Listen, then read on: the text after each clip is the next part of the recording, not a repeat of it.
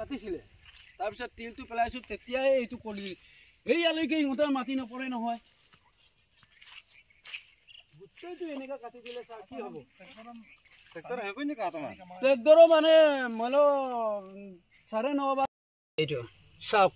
আপোনালোকে চাওক 30 বিঘা 35 বিঘা তিল এনেকৈ অৰুণাচলী মানুহ আহি মানে উপদ্ৰৱ কৰি গ্ৰাছ কাটাৰৰ লগত কাটি দিছে তেতিয়াহ'লে আমি সহ্য কৰি থাকিম নেকি আৰু প্লাছ গছ আপোনালোকে দেখিছেই নিজে আহি কিনি কি ক'ম এতিয়া চৰকাৰে যি কৰিব সুবিধা কৰিব চৰকাৰৰ কথা আমিতো একো নাজানো চাওক আৰু এইটোৱে নহয় এইটো চাওক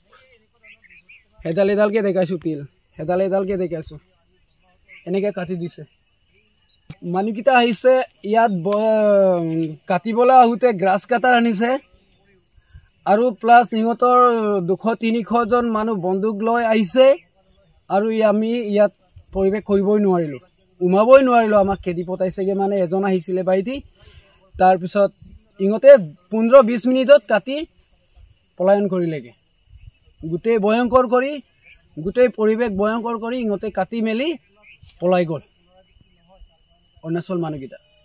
প্ৰায় আমি 2007 চনৰ পৰাই আমি এইখন মাটি দখল কৰি লোৱা হয় আৰু সেই মাটিৰ ওপৰত প্ৰায় তেতিয়াৰ পৰাই আমি পটল খেতি কৰোঁ তিল চিল তেনেকৈ আমি কৰিয়েই থাকোঁ আৰু সেইমতে প্ৰশাসনৰ ফালৰ পৰা বা অসম চৰকাৰে আমাৰ এই মাটিডোখৰ ছাৰ্ভে কৰাও হ'ল আৰু ছাৰ্ভে সীমা ইয়াৰ পৰা প্ৰায় 200 মিটাৰ আঁতৰত আছে আৰু এই মাটিৰ ওপৰত কি বুদ্ধি কৰিছে আমি নাজানো যে অৰুণাচলৰ দুৰ্বৃত্তই হয়নে নে কোনোবা কি পায়াং আছিলে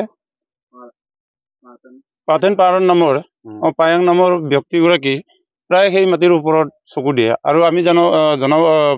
জানিব পাৰিছোঁ যে প্ৰায় এখন গাঁৱৰ মানুহেই নহয় প্ৰায় 200 জন মানুহ কালি ইয়াত আহিছিল আৰু সেই মানুহবিলাকৰ ওপৰত আমি প্ৰায় ৰায়ঙৰ পৰা আমি 2জনক চিনিবলৈ পাইছোঁ ঘটনাটো হ'ল আমাৰ ইয়াত গোটেই তিল খেতি আদায় কৰিলে কাটি চোকা অস্ত্ৰৰে আৰু ইয়াত গছ গছনি গোটেই আপোনালোকে নিজেই দেখিছে যে গোটেই গছ গছনি তৈয়াৰ কৰি পেলায় জনাইছোঁ প্ৰশাসনো আহিছিলে আমাৰ চিঅ' ছাৰ আহিছিলে কি কৈছে চিঅ' ছাৰে চাই গৈছেগৈ যে দৰখাস্ত দিবলৈ কৈছে কেছ দিবলৈ কৈছে মানে এই মানুহবোৰ আহিছিলে যে কি লৈ আহিছে বন্দুক আৰু চোকা অস্ত্ৰ আৰু চেঞ্চু লৈ আহিছে গছখিনি কাটিবৰ কাৰণে ইয়াত আজিলৈকে এতিয়ালৈকে হিচাপে কৰা নাই প্ৰায় 70-80 জোপামান গছ কাটিছে খেতি 30 বিঘা তিল খেতি আছিল নষ্ট কৰিছে সেইকাৰণে আমি চৰকাৰক আহ্বান জনাইছোঁ আৰু জাতীয় সংগঠনক আহ্বান জনাইছোঁ যে সেইখিনি মীমাংসা অনতিপলমে আমাক কৰি দিব লাগে এইটো যিটো সীমা নিৰ্ধাৰণ কৰা হৈছিলে এইটো সময়ত এইটো অসমতে পৰিছে অসমত পৰিছে আমাৰ অসমত এইটো আমাৰ অসমেই ছাৰ্ভে কৰিছে আৰু পূৰ্বৰ পৰাই আপোনালোকে এইটো খেতি কৰি আছে 7 চনৰ পৰাই আমি কৰি আছিলোঁ